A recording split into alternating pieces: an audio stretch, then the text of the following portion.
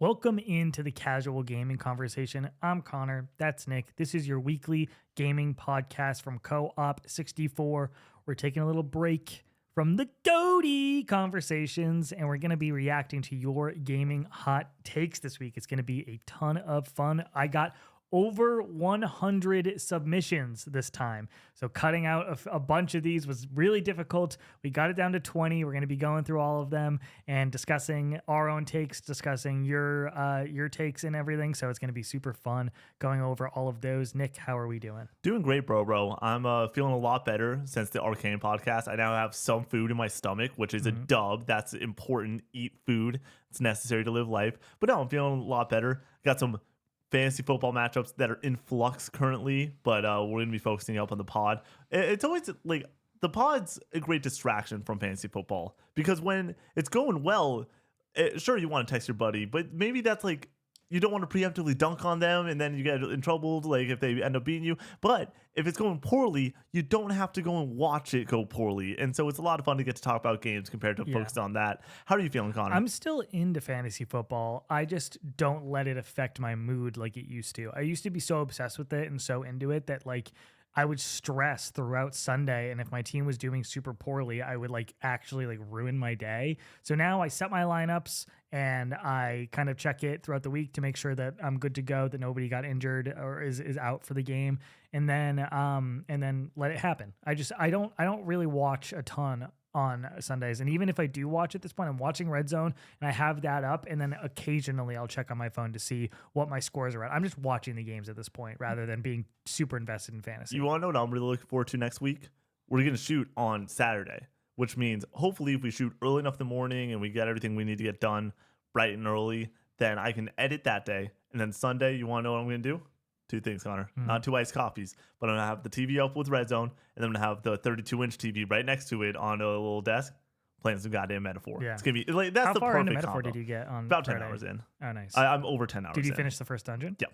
Nice. The long first dungeon. Long first dungeon, and then there's like, you finish the boss, and then there's another boss, and like I got through that. Shout the fuck out to Matt Lucid. That dude knows his JRPG so well. He finishes up Dragon Age, and I'm just like, dude, I am struggling to like finding the motivation to hop back into something because it's so daunting. A JRPG is so big, it's like it's a lot, right? And I just wanted some companionship going through that, so shared my screen over to him, and we were able to just rip it, have a great night talking about Metaphor, talking about certain abilities in the game that like I didn't have a full grasp on that now I feel really good about.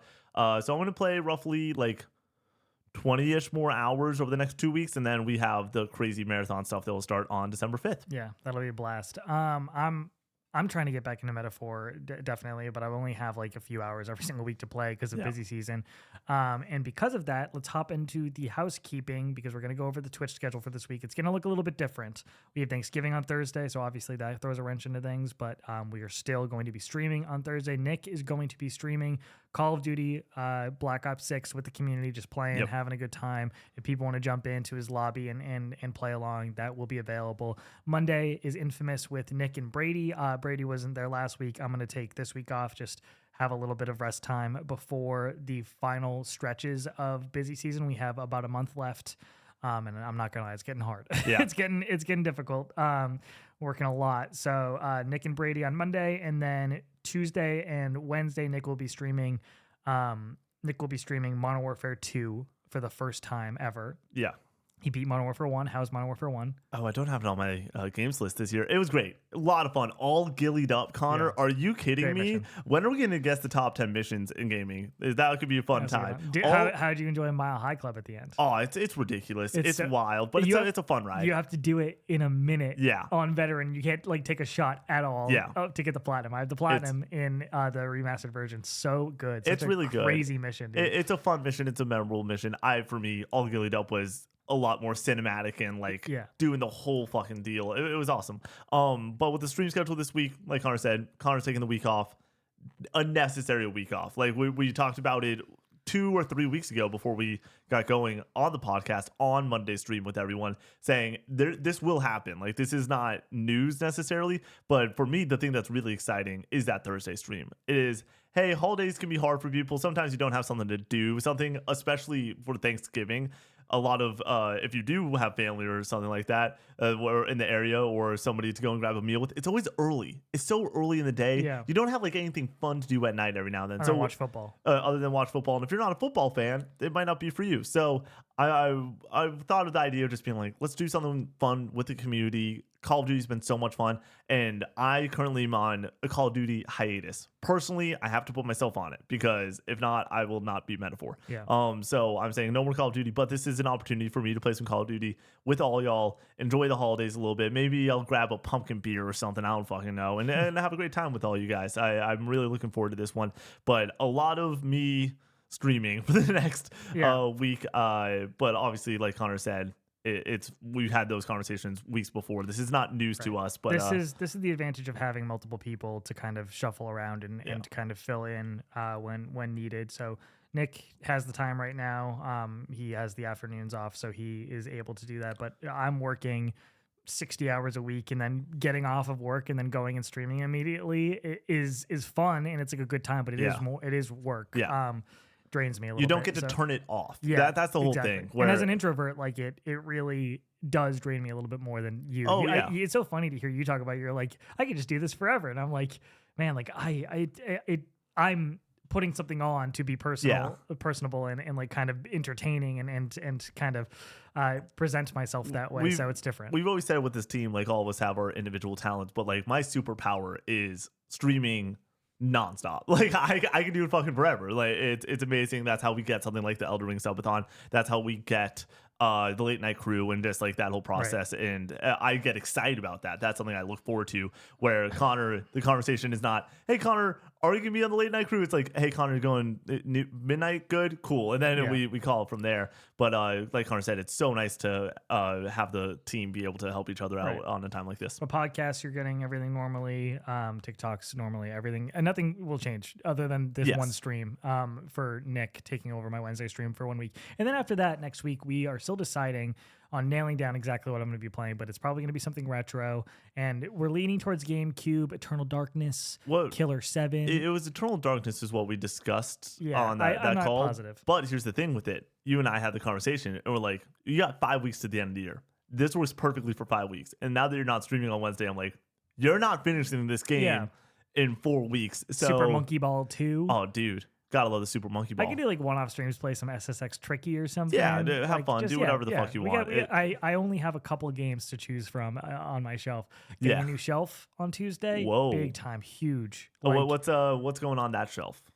I need it for the games that I know, but like what's so are you gonna like maneuver it in a way where like eventually you're gonna just have the PS1, PS2 shelf, and like PS3 and everything will go onto that other shelf? Like, how are we gonna try to organize this? I want everything on that one game shelf. Yeah. Like for those who don't know, I have like my game shelf, and then I have a TV stand that also is housing games at this point. Yeah.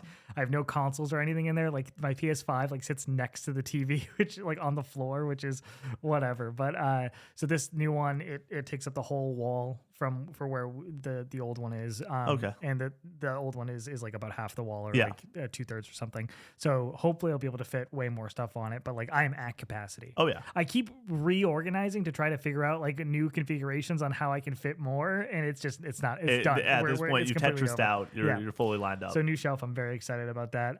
But then so next week it'll be back to normal, but you'll still be getting your streams Monday through Thursday.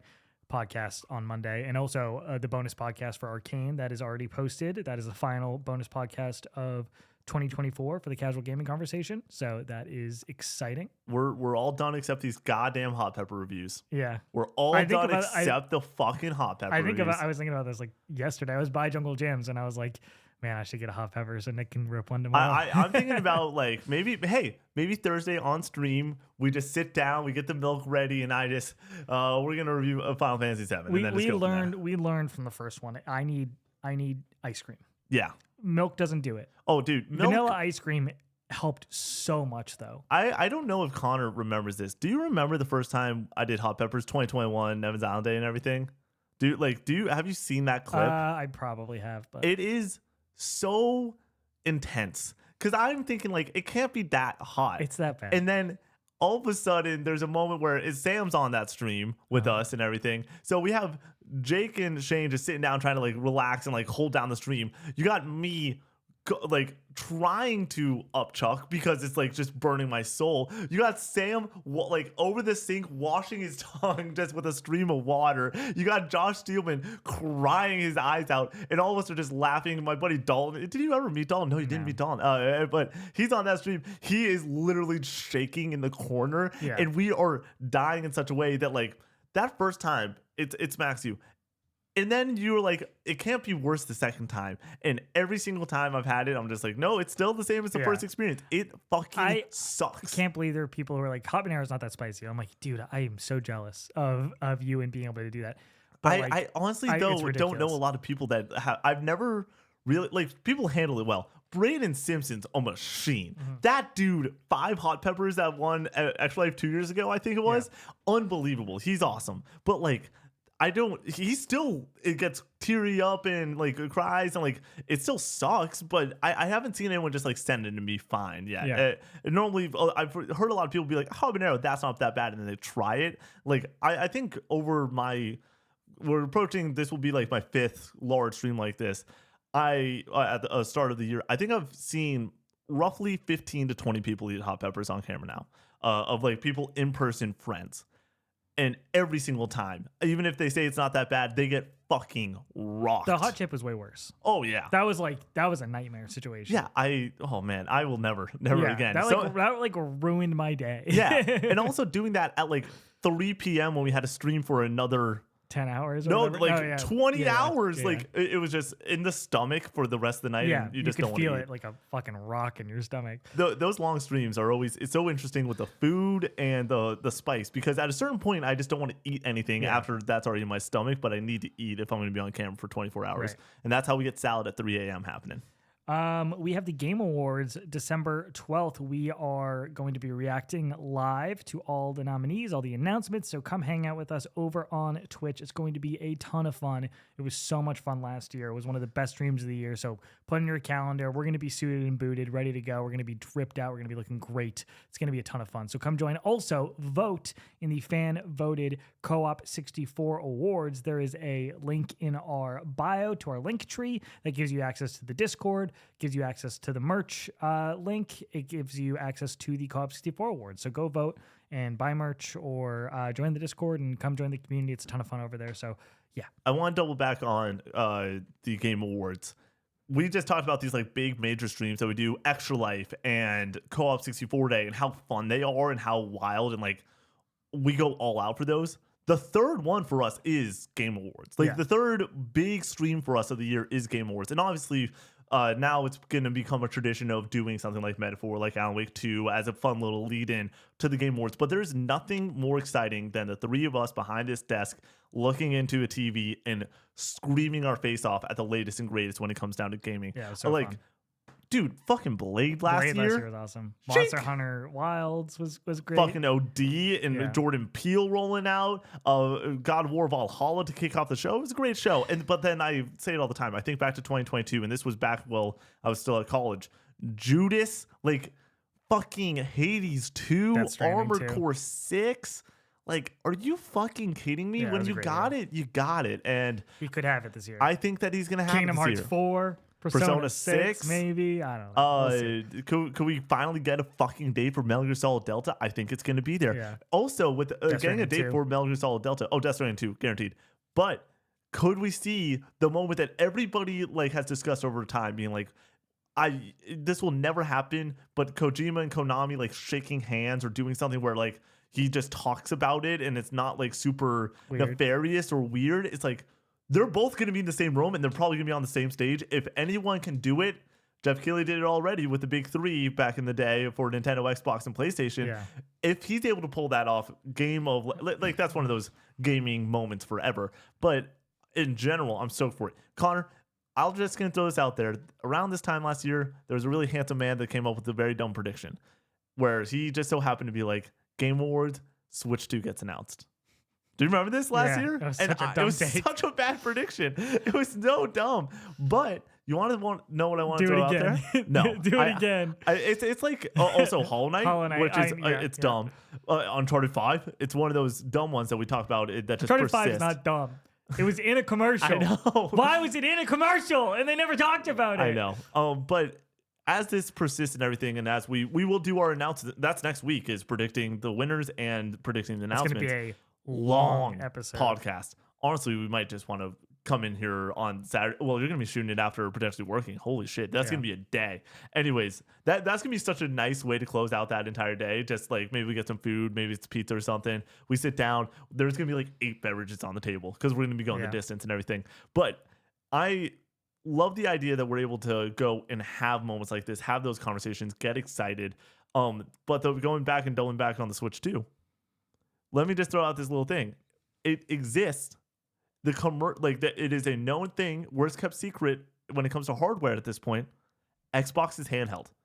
They announced the Series X on that stage before. It's too far away. They haven't even started making it yet. I think that they say something along those lines. They just said something. Yeah, no, but I'm saying that they show up with a piece of work that could show up and show out. Why not? Because they haven't even started making No, it yet. they have the like chip design on what side they're going to land on that. After that, you kind of just know what it's going to be. It's going to be an Xbox controller with a fucking thing in the middle. I don't think so. I think it's going to look like a Steam Deck. Okay. Or it needs to look like a Steam Deck or the ROG Ally or whatever. It needs to be big and bulky.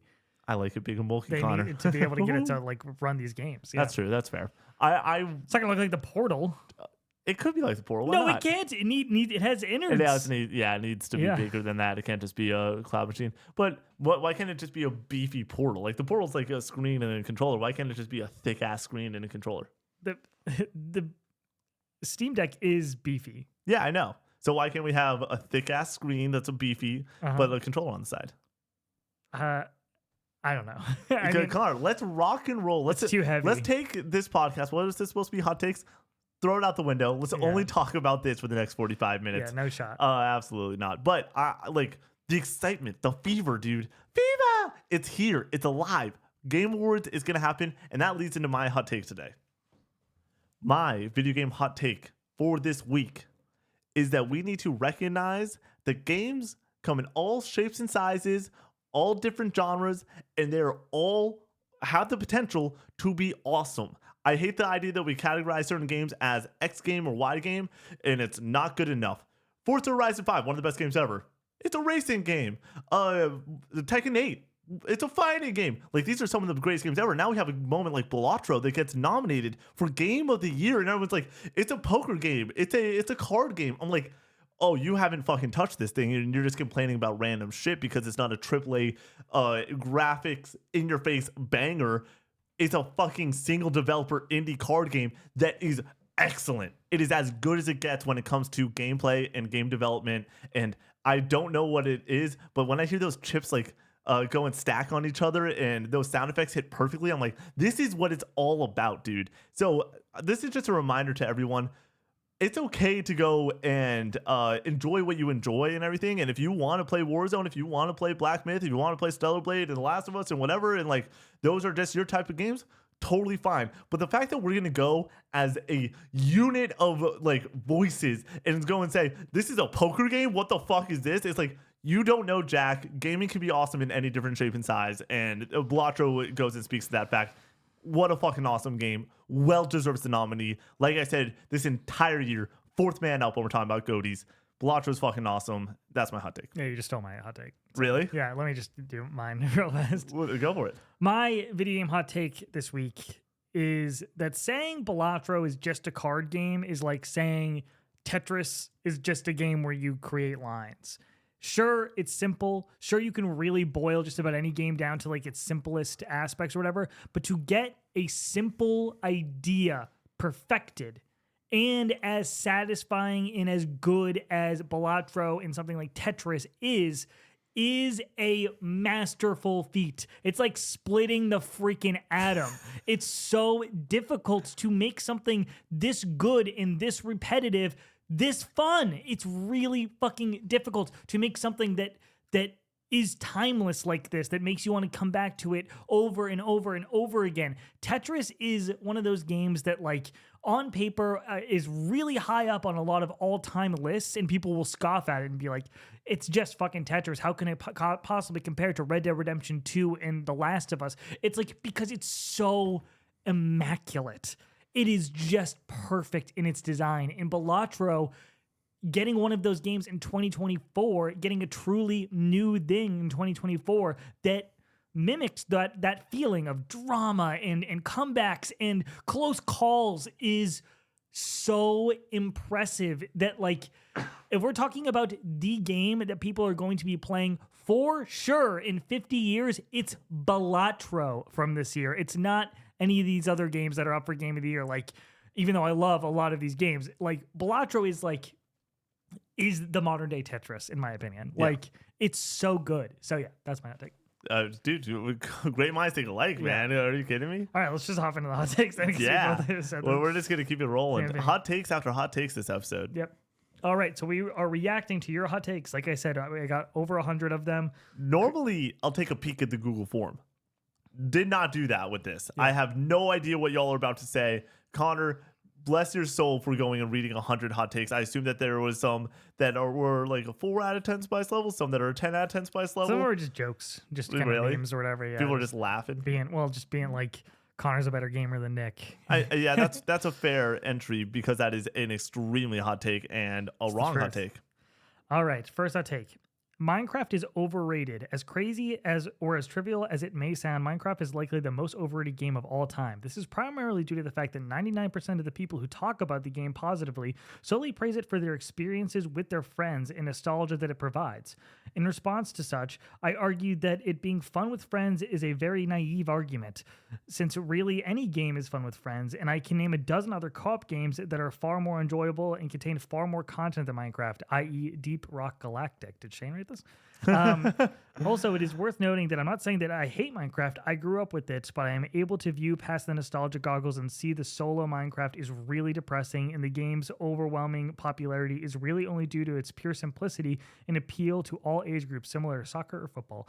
And that is from TB Raffaello over on Twitch. That's what he says. Great hot take. I like this one. I don't necessarily agree with it. I agree with aspects of it.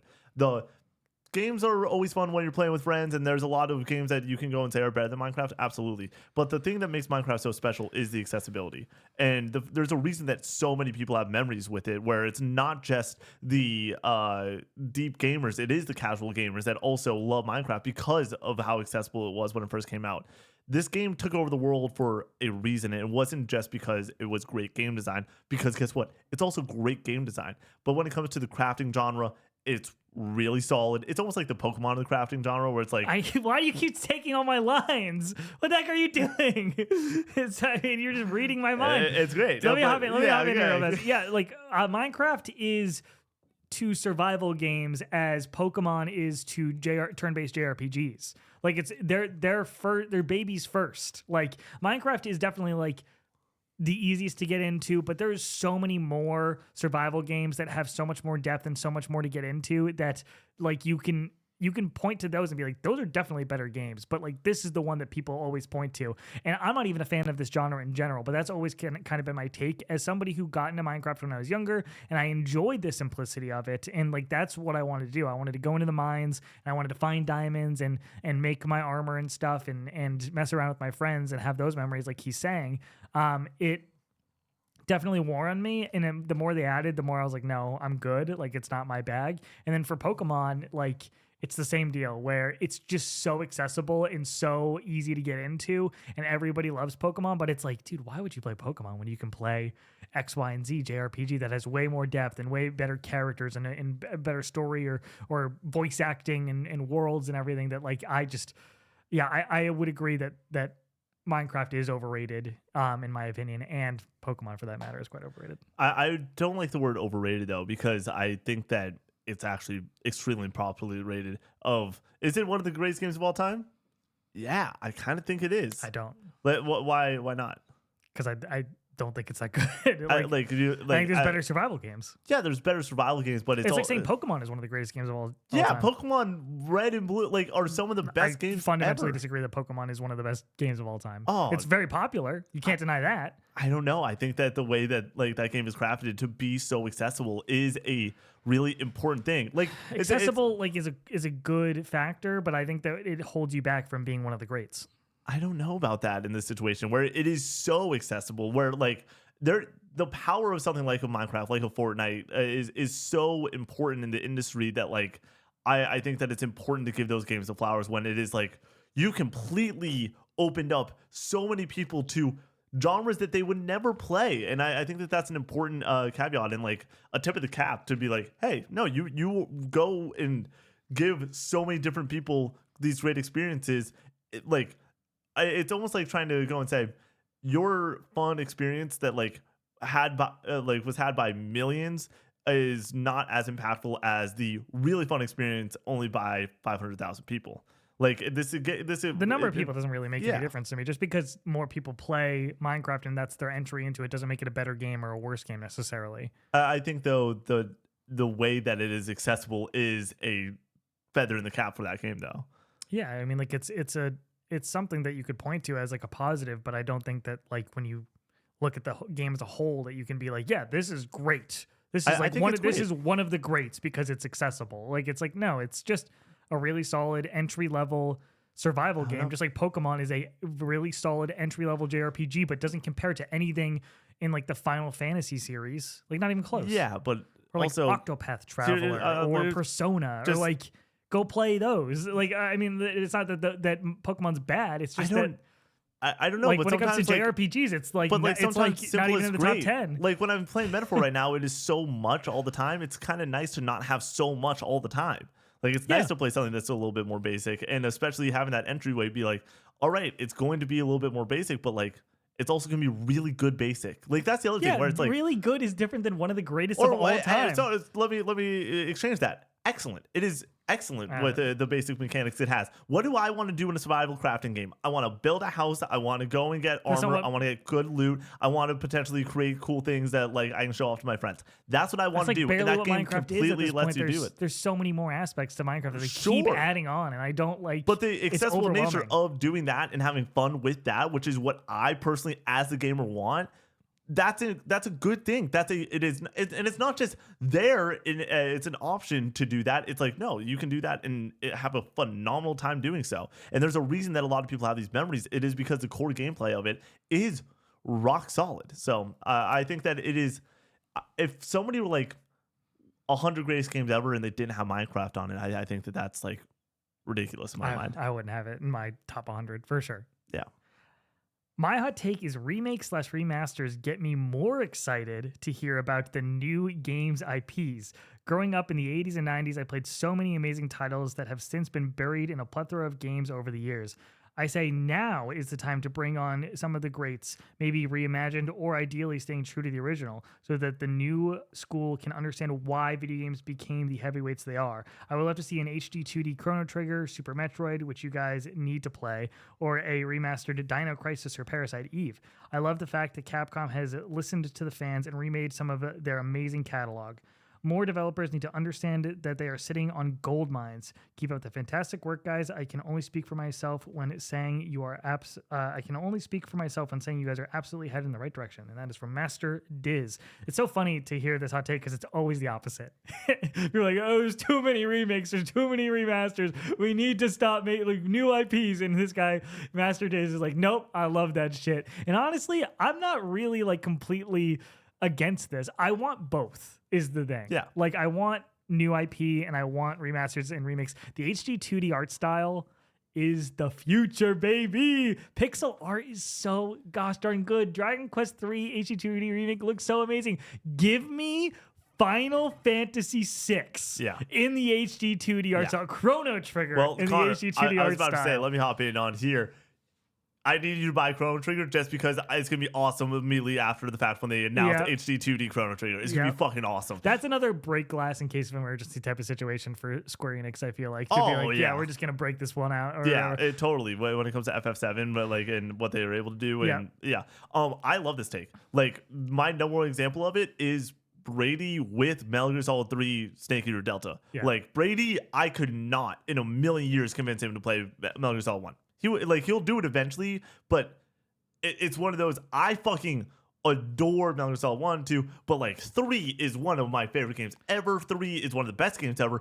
There's not a world where Brady's going to like get really jazzed up to play Metal Gear Solid 3, but he's stoked to play Delta. And then I think that also allows him to, hopefully after the fact, play Delta and then have interest in going back and playing some of the other ones. For me, my favorite game for a long time, or one of my favorite games, was FF7 Remake. I had no interest in going back and playing FF7 OG. I was like, that shit is old and turn-based, and it seems tedious as fuck. I don't want to do it. Played FF7 Remake. A couple years later, played FF7 OG because I loved it so fucking much. Like this, I love this take. I'm all about this. It's funny. I took this one and we had like 3 or 4 other ones saying that we need to stop making remasters. They lose the soul of the original and like they feel like just cash grabs and stuff like that. So I was like, I'm just gonna take this one instead. I think that also people are very protective when they have that take. Where if you're a little bit more of an old head or like you really are down with retro and everything, like sure you don't want somebody to fuck up something that you love. But they still exist. And you know what I mean? I know, but, like, but just people, go play but the old shit. Exactly. People have that take though, and for me, I'm like, dude, RE4 remake, like that's one of my favorite games fucking ever. It's not as good as the original, and that's fine to say that. But I love that they don't supersede each other. Like RE4 original still exists. It's still something you can go play. It's super accessible. It's on like every fucking console. Like go play it on the Wii and have a great time. I gotta get to that. Dude, I feel like I've played RE4 like a ton recently. I mean, when was the last time you played RE4? That was I guess 2 last year year, ago, and then I played it immediately after. Or whatever. For a remake. So maybe that could be a really fun stream. That like you playing on the Wii and everything and lining up those shots. That could be fun. Connor standing up during a stream, lining up you guys shots. would see my pants. Ugh. Oh my gosh! I don't. I was gonna say I don't wear pants usually. He does wear pants. Right? Yes, I do. From Gregala mode, I enjoy Astrobot, but the praise it's getting is extremely over-exaggerated.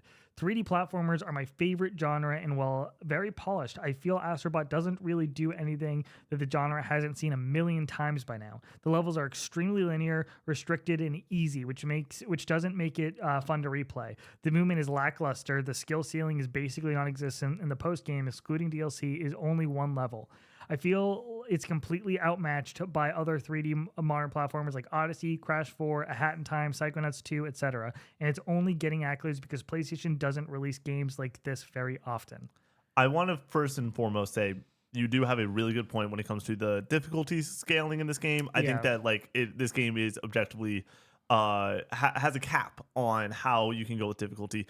Even with the difficulty levels, I understand that like it's still at the end of the day, it's your jumping, it's your dash or not dash, it's your laser feet and everything to give you that extra boost and everything. Like the mechanics are not as well developed as something like a Mario Odyssey. I fully understand that take, but this game also has fucking sauce up the wazoo. It's fucking awesome everywhere else. The music, the different mechanics. I like that the levels are linear enough to keep you on the beaten path, but as somebody that immediately was like, oh, I'm gonna platinum the fuck out of this game, I was checking every nook and cranny of every single level design and having a great time exploring every level. There's like only 80 something levels probably in this game around there. Sorry, only was the wrong word. There's 80-ish levels I think around there. I'm trying to do the math. 6 worlds, 14. It's like that's about 80.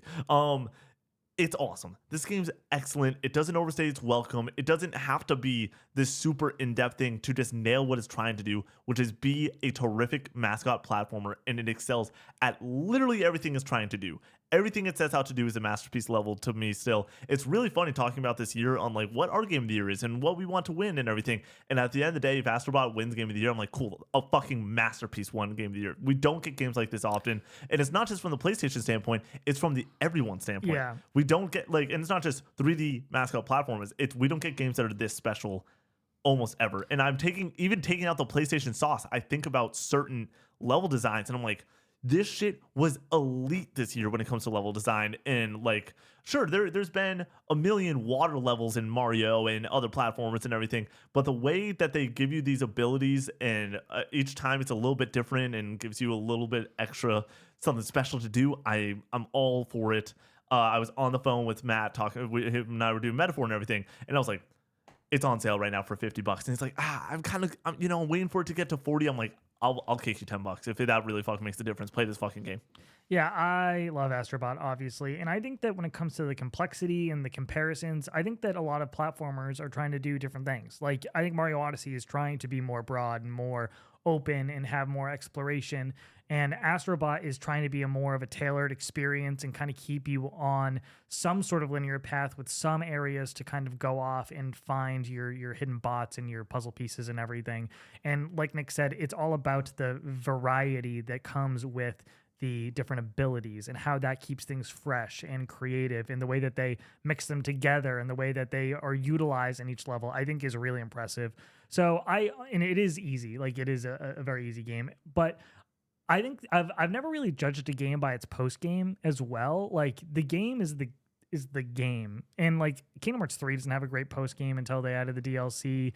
Mario Odyssey obviously has a really great post game, but like Mario Odyssey is a incredibly easy game until the post game, and it's like, but when you're talking about Mario Odyssey, like I usually am talking about the base game. You know what I mean? It's like talking about Hollow Knight in the DLC. It's like, I think Hollow Knight's easy, and everyone's like, well, the DLC is like really fucking hard. And it's like, well, I'm talking about Hollow Knight, like the base game. And I know that since it's in the main game, or it's like included in the original package, you might be like, well, it's a part of the main game. But when we refer to it as post game, like, it's like optional additional content. It's like holding the mini games against Final Fantasy VII Rebirth. I don't think it's really fair to do that. And I don't really think it's fair to be like, well, Mario Odyssey is incredibly easy, but all this optional shit, it's like actually really hard. So like, it doesn't like equate. Well, I think that there is a level of balance with it being like, no, Mario Odyssey is a platformer that you are supposed to play beyond the post game. Like that is the case. And so I think it's a fine judgment. Credits. So yeah, beyond the credits.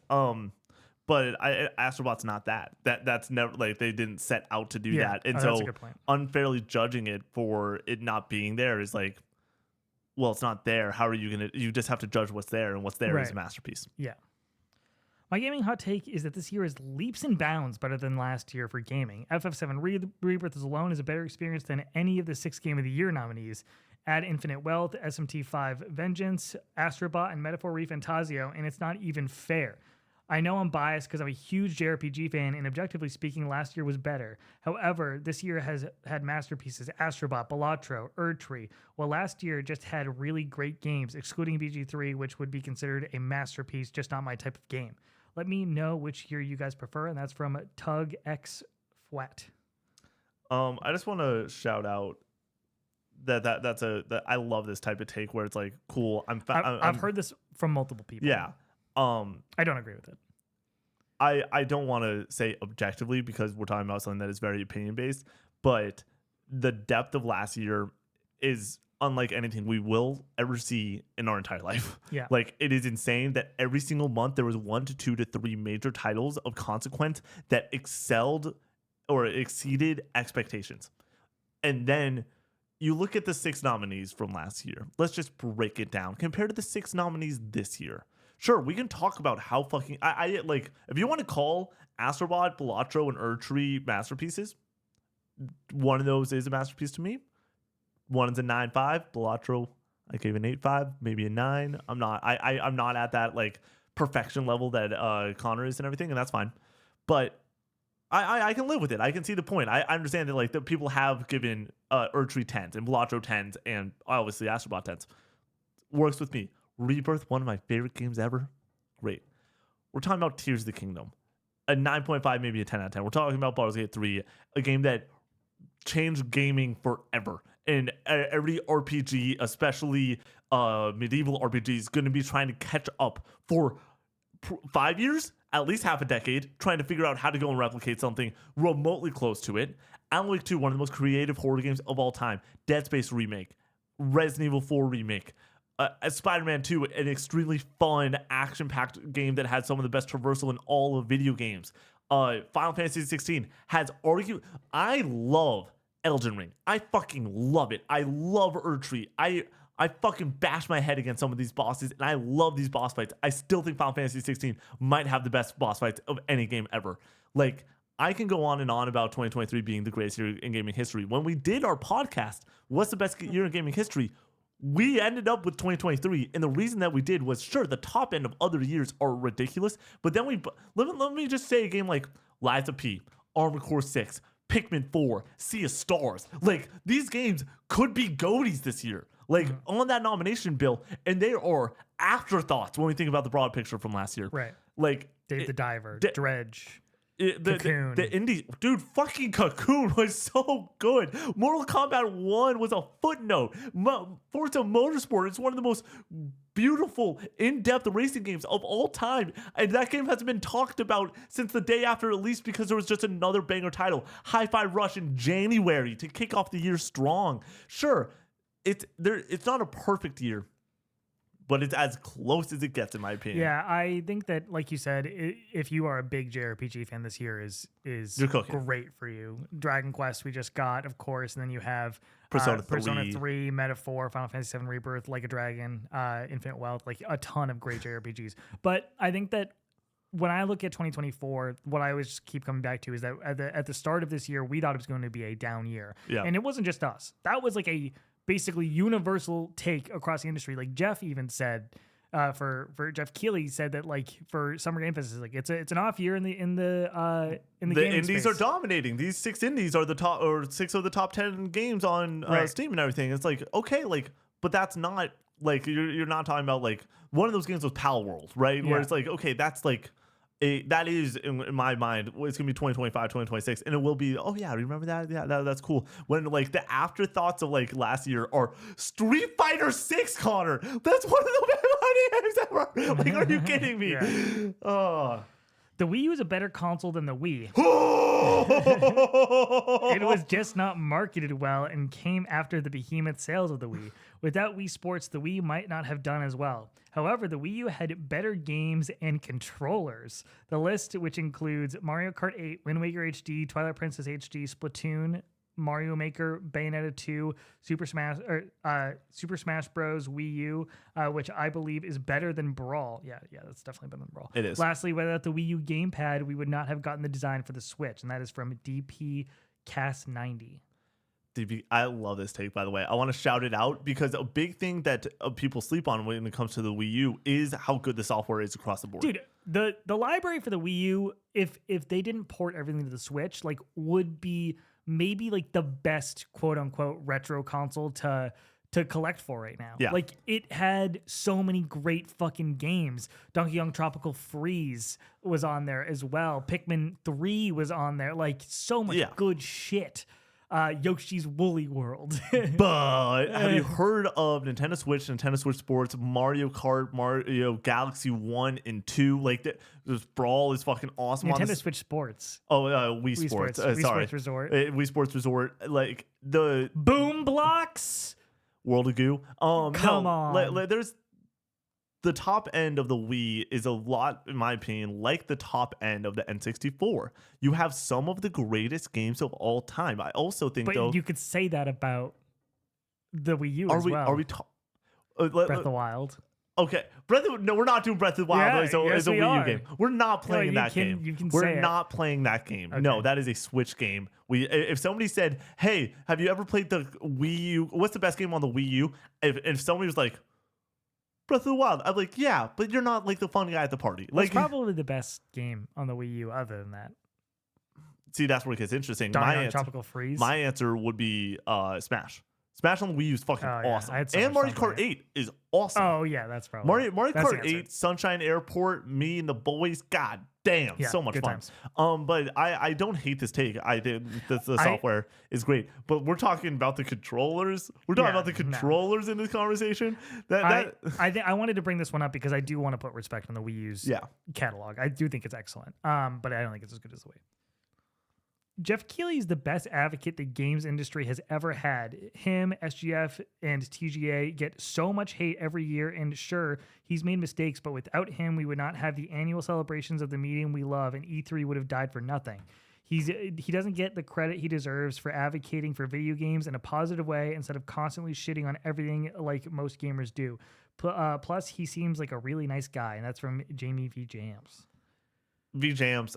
We've been saying this. This is this is I love this take so much, and I want to throw this one out there. This won't be a breakout probably or anything, but like this should have been a hot take on a day like today, where we've had a week of people just shitting on the Game Awards, just fucking taking it out back and trying to take it behind the shed. People are trying to say that like he chooses and changes the nominees to like. Somebody said that he changes the rules. Yeah. He has a committee that runs, like he has multiple people on a board that makes sure, and there's so many like figures in the gaming industry, in the gaming world, that want to make sure that this is the best product possible because he cares so much about it. Like, I cannot understand. I bring this up often. I don't know if Connor realizes this. Every single time that Jeff has a show, so we're talking Gamescom, SGF, Game Awards, he about 2 weeks before starts going on Twitch, and he for an hour will answer questions on Twitch, maybe an hour and a half, maybe 45 minutes, and he'll do that, especially for Game Awards, 3 or 4 times. And it's just him taking in questions, and obviously he's not going to announce anything. Obviously he's not going to spill the beans on something. So that a lot of the people there are trying to get him to do it. Kingdom Hearts 4 being there, not being there. But he also does a great job of setting the stage, saying, no, that's not going to be there. Don't get your expectations up. But he goes and answers the questions that I care about, which is, how does this show run? How is it produced? What decisions are made behind the scenes? And he answers questions like, will we ever have a best remake or remaster category? Will we ever have X, Y, or Z pop up? I promise you, he's going to have a really fucking great explanation whenever he goes live that will be very PR trained and very like sensible, because it will be a headline when it happens. When somebody asks him about the DLC question and like, why is this happening? And I promise you that at the end of the day, it's like, hey, I probably asked my entire board of people that help put on this show. Like, there's people like Reggie Fils-Aimé is like somebody that like he's turned to be like, hey, like, let's have this conversation. Like, he's on that board, I believe, or it has been previously. I don't know if he is still post him retiring and everything, but like, there are people that are the highest up in the gaming industry that help out with something like this, and he has to shoulder all the weight for the bullshit of things that go wrong with the show because he's the front man of it. But at the end of the day, we're talking about a 3-hour show that is jam-packed and is way more exciting than any other award show that has existed ever, because he broke the fucking code of adding in announcements and other exciting reasons to go and watch the show other than the awards. We would watch the awards and it would be great. Yeah, but watch like Dice Awards and stuff. Yeah, but there's the Dice Awards if you want to watch that. If there's the Golden Joysticks if you want to watch the awards show. The reason that we show up, is, like the extra sauce on it, is the announcements. And he has done a great job of talking to hundreds and hundreds of developers over the years, trying to go and get the show to be as good of a product as humanly possible. I promise you that the conversation that this man sucks is, I don't know if Jeff's a nice guy. I haven't had the opportunity to meet him. We got to see him. He's tall. But other than that, like, there's... I've never been given a reason to not like Jeff Keighley. Like, honestly, like, I think that at the end of the day, Jeff Keighley is just a easy target. Yeah. He's like an individual that people can point to, and the Game Awards, like I said, has become so serious and so toxic when it comes to the discussion in the gaming industry about what gets nominated, what doesn't get nominated, what wins, like, and adding credibility to certain games. Obviously, it's important for the devs and propping up their games and celebrating the industry as a whole, but like, the conversation on the Game Awards has become very serious, and Jeff Keighley is a lightning rod for those discussions. And when something doesn't go according to plan, when something doesn't get nominated, he's who people can point to. He's the face of this. And in my opinion, I think Jeff Keighley is fucking awesome. And like you said, he does shoulder these criticisms. And I think that when it comes to being a positive force in the industry, a great voice that like knows what the fuck he's talking about, that plays games, clearly loves games, and puts this on under his own volition and gives us something to look forward to, is extremely impressive. And I think that we just can't have fucking nice things anymore and like accept that like this is a great thing that we have, that he gets to make this happen for us every single year. It's awesome. It's super fun. So this actually might be broken out. I'm Connor. This is hot take number 2 for me. Jeff Keighley is video game Santa Claus, and every single year he puts on video game Christmas. And there are video game Christmases, like actual Christmases, that are a little bit disappointing. And sometimes there's drama, sometimes there's family drama and real Christmases and everything, and it's not exactly what you want it to be. Sometimes the turkey gets burnt up a little bit, and sometimes Shadow of the Earth Tree gets nominated for Game of the Year. Shit happens. But at the end of the day, we need to go and be like, let's get fucking Jeff Keighley Coca-Cola. All right, let's get him some awards. Let's give him some flowers because he's putting on one hell of a fucking show. Yeah. He deserves the flowers that he gets. Like it frustrates cheesy. me. It has like certain like aspects when it comes to like the ads and everything that are totally necessary, and somebody needs to pay for the show. Yeah. Like you have to accept that, and it can feel very corporate at times. But like for what it is. It is like almost as good as it can possibly be. Like, and it all comes down to like if there's stuff to be announced. Like SGF this year was disappointing, but it's like that's just what he could get. Yeah. You know what I mean? There wasn't anything else to announce. So he said that like also beforehand, being like this. Yeah, he set expectations. Yeah, and I think though that this year, the last time we saw Jeff Keighley was on the Gamescom stage. Well, we got to see him at SGF. You know, the great guy. But like he seems like he's got the stuff. He's like, get ready for the fucking Game Awards. Yeah. I need to go back and rewatch that because I remember finishing Gamescom, and also people are like, why couldn't you get the CG trailer for Borderlands 4 or Mafia in the other show? It's like, because 2K wasn't ready. Like he is beholden to what these companies want to do and when they want to announce their shit. They weren't ready, so we didn't get it at SGF. This time around with Game Awards, I think that everyone is realizing what Game Awards is actually at this point. If you are not, I believe that Game Awards gets more views than a PlayStation Showcase, but then there's also the branding deals that come into play with something like PlayStation and like money going towards that company when it comes to brand deals. So don't get me wrong. But if you are not a PlayStation Showcase at this point, the place to go and announce your shit is the Game Awards. It is the biggest possible stage. It is one night to go and make all of our dreams come true.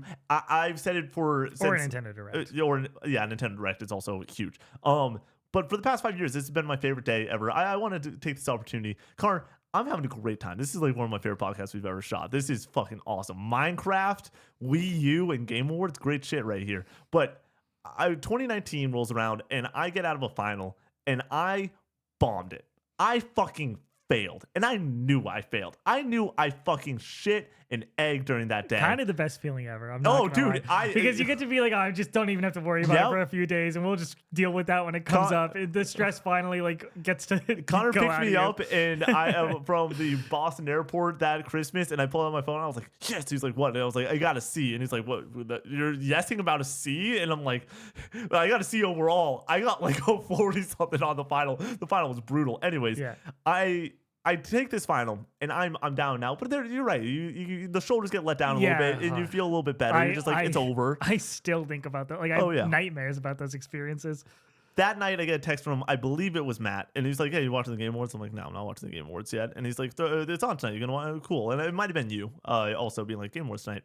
And I remember throwing on the Game Awards 2019 and seeing the reveal of the Series X console, and that putting a smile on my face and being like, man, my night would really suck right now if I didn't have this to like hold on to and get a little bit excited about. And surely enough, like year after year, the thing that Jeff has been able to do is it perfect? No. Will it ever be perfect? We're talking about a 3-hour show. It is really hard for it to be perfect. I think 2022, we got as close to a masterpiece performance as possible, but it's still not perfect. There's a lot of ads. There's a speech goes too long, so on and so forth. At the end of the day, though, he's fucking nailing it, and it is something that we get to look forward to every year, and is my favorite day of the year. Like, I fucking love this, and now getting to go and do it with you and Brady in person. We've reacted to Game Awards since 2021 together, and like that's been a fun thing of us getting suited and booted, cracking open a bottle of champagne, and celebrating the year. This upcoming year, I'm just so blessed that like we get to go and do this, and the audience is gonna be there. It's gonna be a lot of fun. I look forward to it every year. I look forward to Co-op64 Day, and that's a ton of work. I look forward to Extra Life, and that's a ton of work. There's so much that, like, me personally, I have to do. Game Awards is the one at a time where I make a graphic. That's it. And then I have to get my suit pressed. Like, well, other than that, we're just fucking chilling. Yeah. And by getting my suit pressed, I mean going and like trying to de-wrinkle shit. Anyways, I love this shit though. This is a really fun day. I'm having a good one. Are we like how deep into the spot are we? Like an hour. Oh, an hour? Okay. I think that one of the shittiest new offerings from game companies is when they offer you the ability to play the game a couple days early. It's usually tacked on to the most expensive version of the game just to squeeze more money out of those hardcore fans that can't wait to play the game. Here's the and that there was no name attached to that. If you wrote that in, be sure to put your name in the comments and we'll be sure to give you credit. Yeah. Here's the problem with this: is people fucking want it and people buy it, and I've bought them before where I want to play a few days early, and it's definitely not like the best practice, but the market is there for it. Like, I would rather have this be what the offering is than have stuff stripped out of the game and have it like be DLC or whatever, or have like a ton of microtransactions in there or like pay to win type stuff instead. Like if I could just pay $20 up front to play 3 days early and that's where they want to get their bag, I am more comfortable with that because there is a very tangible, like good value there that like getting to play it a few days early, like is kind of nice than the alternative. They need to find new ways to make money. Like games are too expensive. And like whether I like it or not, and as a consumer, I don't really give a shit because like I just want to play the game. That's just the reality of the business of making video games is that they need to find new creative ways to make money, unfortunately. You're stealing the words out of my mouth. It's a business. They got to fucking make money. This is a way that they can make some extra money. I much rather this than and like every now and then pay the extra $20 for something that I'm really excited about compared to having something like a battle pass where it's like, okay, maybe you'll get my extra $20, but like sometimes I'm not able to give you that. And there isn't that like clear, easy exchange. This is like one of those, it's not loot boxes where there's a question mark of what you're getting. This is not a battle pass where like you might not progress all the way and you might not actually fulfill what you need to do. This is, hey, 3 days, you get what you need. But then we have a situation like Star Wars Outlaws where the game is fundamentally broken and they make you redo a save and everything without giving you your money back. Fix that? What? They fixed a lot of the Star Wars Outlaws stuff. Yeah, if you want, it's really funny. I was watching KFGD and they were just like, people were getting really upset about their Star Wars Outlaws review as like because they were very low. They were lower than me on it, and I was pretty relatively low on it. And they were just like, everyone's dunking on it, and then like on us for going and saying that the game was bad, and then Star Wars Outlaws comes out and like, we are changing 3 core pillars to the game. Like we are changing the base of what this product is. And I'm like, cool, well, good for you, like trying to make the game better and everything. And if that's what you want to do with your company strategy, well, great on you and everything. But like, I just to be like, this game is gonna change fundamentally because there are core issues with it, kind of means that your game's not perfect. Yeah. I mean, the game is clearly, but also though the 3-day model and everything, like they got us, like we spend that extra cash we are on in it. a different situation where we wanted to get a review out as soon as possible. but also like I paid extra for Starfield. Yeah, like whatever. I just wanted to play it. Yeah, it paid extra for Assassin's Creed Odyssey. That was the first time I ever did that. That was in college stuff, which is crazy. Damn, but like it's fun. They need to make more money, and at the end of the day, if there's nothing. It's 3 days. Like if you don't have the patience for that, or like and don't want to pay for it, then that's like you shouldn't feel obligated to pay for something like this. Whereas something that's like a mission, like an exclusive mission, I understand that feeling a little bit more like, oh, I'm missing out on something. You're not really missing out on anything. The way that I look at it, it's a 3 days discount. You wait the 3 days, you get $20 off because it's a $90 game. It's a $90 game. Sure, $20 off, $30 off if you wait the 3 days. The original God of War trilogy is better than God of War 2018 and Ragnarok. The pacing and action in the original games, I think, is better. However, 2018 and Ragnarok have a better narrative. I think the combat and exploration are better in the original games. I love brutal, angry Kratos, and that is from Ponies. What do you think on this one, Con? I'll let you take lead. I disagree completely. But I don't really... I think it's just like a matter of preference, I guess. But I think when it comes to the things that I really like in games, when it comes to like the narrative and the characters and everything, I think the characters in the original God of War are just so whatever. It's like not the reason to play those games. Like I don't love brutal, angry Kratos. I think he's kind of annoying, honestly, and just like not easy to connect with at all. And like I think from the gameplay perspective, there is some depth there, but it just doesn't feel as tactical or like I'm trying to think, it doesn't feel as crunchy or something. Yeah. You know what I mean? Like when you throw the axe and like bring it back, like it feels like visceral and really impactful. When I'm slashing through enemies in God of War 1 and 3, I've not played 2. It just does not feel as impactful or brutal as I would like it to feel. It feels like I'm kind of cutting through butter, you know what I Yeah. mean? But they're still fun action games. Like I have a good time with them. We played God of War 1 earlier this year on stream and I had fun doing that. God of War 3 was my first rated M game and I loved the boss fights in that game and did love some of like the puzzle aspects and everything. And I think these are great games, don't get me wrong, but God of War 2018 is like one of the greats and Ragnarok just kind of builds on that. So 2 things, great points. 1, weapons. There might not be a better feeling weapon in all video games than the Leviathan axe on the PS4 controller or the PS5 controller. The recoil ability and the way that it like feels, it feels like you're catching a ball. Like if you've ever thrown or caught a baseball with a baseball mitt, it feels like that somehow on the DualSense or DualShock. And then secondly, characters. The characters in the cast of even something like 2018, which is a little bit smaller cast, but all that all much like killer, no filler. yeah. No And then bad characters in that game. and then the second game's cast is like one of the best casts in anything, like across the board. Everyone's at the top of their game. These performances, it's like when the Game Awards came out and Atreus and Kratos got nominated for their performances and everything for those voice actors. Like it was like, are we not putting Freya up there? Are we not putting Odin up there? Are we not going to put Thor up there? Like, are we not going to put up some of these unbelievable performances? And so, yeah, like across the board, everyone's top of their fucking game. And so those 2 points, I'm like, they're so clear to me. Like they're so like obvious that they're better there. But I understand that the God of War games initial trilogy, this is like a hot take that persists in all the gaming conversation that the God of War trilogy is better than the new ones. Yeah, I hear it all the time. I just can't really wrap my head around that one, honestly. Same.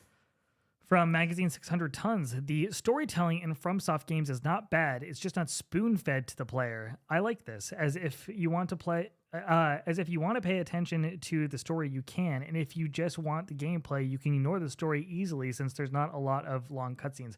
I do not like the storytelling personally in FromSoft games, but they do make a really good point that you don't need to look at the story at all, which I do think is the best part. Like people, like Bloodborne's one of my favorite games of all time, and I don't know what the fuck happens in that game at all. There's a nightmare and a dream. Yeah, like and it's so easy to just ignore and just like look past. And I do think maybe I would like it more if there was more story aspects and like they kind of spoon fed it to you a little bit more. But since it's not, it's kind of not a negative to me. Like I still just love the actual game, and it's really more about the gameplay and the gameplay loop. So in the world and like just being in it, like kind of just feels interesting and cool. So if I had my druthers, and I know Connor's really anti video game adaptation, keep the gameplay and the good times and this extremely awesome world building for something like Elden Ring, for something like Bloodborne. And then if you want to tell a story, let's put it up on the big screen and get HBO in here to go and do that as a series. Right. Could you like I think about it. Ever since I've heard this sentence, I've dreamed about it. Elden Ring on HBO is just like, oh my god. Can you imagine what some of these fights could look like? It needs to be an animated show. I don't think, dude, if you could do big budget and get it would look ridiculous. You could get Mikla and Radon and like some of these like Melania in there, where Give it's just me like an anime, dude. It looks so cool. I understand that it will look cool. If you want to go and it's prestige television. That's the hard part with it. It's like this show would only exist, in my opinion, if it became prestige television. And sure, you could go Cyberpunk Edge Runners, which is fucking awesome. Apparently, I'm not trying to take away from. You need to watch Cyberpunk. Connor, I will. I'm at the point in my life, Connor. I'm not telling you to watch it. I'm not telling you. Other people are telling you to watch Connor, it. I am done with your recommendations. I acquiesce to every recommendation I'm you not make. saying you have to. I'm not saying you have to. I'm just telling you that you like but it.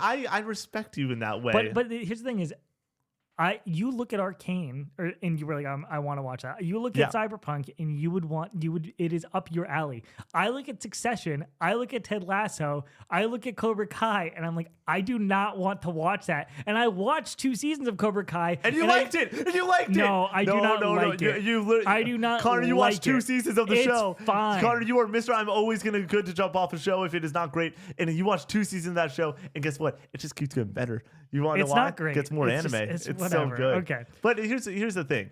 I need you to watch one season of Ted Lasso. And if you watch one season of Ted Lasso, you get like 20 Nick chips. I'm not like where you watching just turn Ted in these Lasso. chips. That show does not look good to me. Connor, 10 hours and you get 20 recommendation chips. Just there you go. Not Here you worth go. it. Yeah, It's not here you worth go. Hey, well, listen to this album. I'll listen to fucking Godspeed Emperor. Whatever. Godspeed You Back Emperor. Yeah, why not? I'll fucking try Alright, that dude. album. Lift Your Skinny Fist. That's Yeah, the album. great I'll album. try that album again. I fucking hated starting that album. How? Connor, you're the one saying how to Ted Lasso. This game, that show had hundreds of Emmy nominations I don't because care. it's so fucking good. Okay, we're moving on to the next thing. How many hot takes do we have left? Like 14 or No, something? not that Jeez Louise. People are way too critical of the new Super Mario Bros. Games. They are some of the most fun and fluid 2D platformers ever, and them being similar doesn't detract. They do what they set out to do exceptionally. And that is from Apple Juice or Josh, with 2 O's. I love the new Super Mario Bros. Games. I think that they're all great from what I've played. I've played the DS one and the Wii one. I've never played the Wii U one. And I think they're great. Like, I don't really have much of a take here other than I kind of just agree. I do think that the art style is a little bit like whatever. It's not the direction that I would go. And I do like that Wonder finally kind of moved in a different direction. And I think they held on to it for a little bit too long. But when it comes to the actual game, like, it's video game junk food. Like, it's just fun. Like, and it does enough new innovative things that I enjoy that I'm not too mad about it. So This is like the 7 out of 5 conversation for me where I'm like, I think it's a really good game. 7 out of 5. 7.5, sorry, out of 10 for me, Oh. like 7.5. Like where I'm like, it's a really good game. I just don't think that it like blows my socks off in any way. I think that like it doesn't do anything the best. Is it the worst Mario game? No, Mario Sunshine exists. But like, is this game just rock solid? Yes. And also the amount of fun, like for me, I'm like rock solid to me always is a 7, but the amount of fun that I've had on the couch and laughs that I've had with people while playing this game. Yeah, Sure, it's kind of the 7.5. Minecraft situation that we talked about earlier. If you're playing with other people, you're gonna have a lot more fun. And that's the other thing with the accessibility of this game. It came out on the Wii, and everyone was just like, right, this was the game picking that up your people friend played. and just throwing them. Yeah, we have those memories together as like friends, but also sleepovers and everything. Yeah. With like that whole era, this was so much fun to play with friends, and you gotta love a game for that type of reason. But when it comes to the quality of the game, sure, underrated is a great term for it. Where it's like, yeah, this doesn't deserve the hate and everything, but it's really good. Voice acting in video games in the entire history of the medium is not very good. There are exceptions, certainly, especially recently, but the average video game before the mid-2010s has horrible voice acting, and that is from our boy Serum. I think that there's difficult things to pull off in games before 2010 in general when it comes to the mocapping and to the realistic like sense of the characters in the first place, where it's like, that's not where you're playing those types of games for. You're playing for the gameplay, and honestly, a lot of the best games in that earlier, like in just retro gaming history, don't rely on voice acting. It relies on text-based or just no story in general. Well, let's talk about like the PS2 generation, and though like that's when we really start getting voice acting. Yeah. And the one that people will point to is Final Fantasy X. Yeah. And the laughing scene, which the laughing scene is excellent, and people misunderstand it and take it out of context. He's fake laughing on purpose to make Yuna feel better, and it's supposed to sound ridiculous, and people are like, no, it's serious, and it's like, no, it's not. But anyways, my issue with this take is that it's anecdotal, and I might be just completely forgetting something here, but like, I can't really point to a game where I'm like, the voice acting is terrible in this. Yeah. Like, at least from like big budget, like AAA, very notable games, even from the PS2 era, like Jack and Daxter, Ratchet and Clank. Solid. The Ratchet and Clank's super solid. Kingdom Hearts, like has excellent voice acting. So I also think though that some of the video game writing back then was a little bit like wonky, but Yeah, it wasn't. That's not on the performance. You could argue the writing isn't great, but Yeah. I think that, and also if your tolerance for like anime style, like voice acting, like where it's a little bit more bubbly, like I like that. Like Yeah. I love that kind of stuff. I'm thinking about Kingdom Hearts in this moment, Yeah. and I'm like, I love. It might the be a voice little bit cheesy, performances. but like it's I think still really good and fits with the tone of the overall game. Like, so I think that it might come down to preference. But I would hop into the comments if there is like, if somebody can point to like a list or like a few games that they're like, this has terrible voice acting, I'd love to hear it, because I personally hit us up in the DMs. I personally don't know exactly what we would be pointing to here. Certainly there's like lesser known fucking PS2 and Xbox games that are just like not great. Yeah, but when I think about that generation, like, but majority, I can't say majority. You want me to throw this one in there? Metal Gear Solid 1. Right. Let's not even talk about 2 and 3 and a little bit better. What's up? Symphony of the Night has terrible voice acting. There you go. But like Metal Gear Solid 1's performance are awesome. Oh, Devil May Cry has some funny voice lines. Okay, but is that bad writing or is it bad voice lines? Like bad performance? Both. Both. I would say generally just some weird dialogue writing choices, but it's supposed to be cheesy and funny and weird, so like that doesn't really bother me. Yeah. Like I like that, but would I consider it good? Like I don't know. Alrighty. The future of Sega as a developer is far more exciting to me compared to what Nintendo was cooking up. Sega is actually interested in bringing back old IP, which is something seemingly, I assume, something Nintendo seemingly refuses to do. I mean, isn't that all of what Nintendo does is bring back old IP or like just recycle the same IP? But I will say that I think Sega is on like a really interesting trajectory right now that like I do find them very interesting. Do I find them more interesting than Nintendo? I don't know. Yeah. But Nintendo is in a weird middle period right now where it's like they need the new console. And hopefully my big hope for the next generation for Nintendo is new IP. Give me at least one new IP. Give me a new Splatoon type experience. Like, come up with something really creative and weird. Splatoon is great. Really good. Have you ever played Splatoon? Yeah, I played a lot of Splatoon at sleepovers and then babysitting. I played a ton of Splatoon like when I was a freshman in high school and everything, and I babysat a couple kids and it was always Splatoon, and it's a ton of fun. So yeah, I don't know, but I do respect that like Sonic is in a good place right now. Yeah. They're publishing the Yakuza Like a Dragon series. All the work with Atlas is excellent. Unicorn Overlord. Am I thinking the like Sega Retro thing? That's that announcement from the Game Awards last year. I guess the 5. Fair. That's a good point. That's exciting, but they're bringing back IP there. Like that's them recycling IP and everything. What was that? Jet Set Radio. Crazy Taxi's one of them. There's a couple, but the ones that I think of are Crazy Taxi and Jet Set.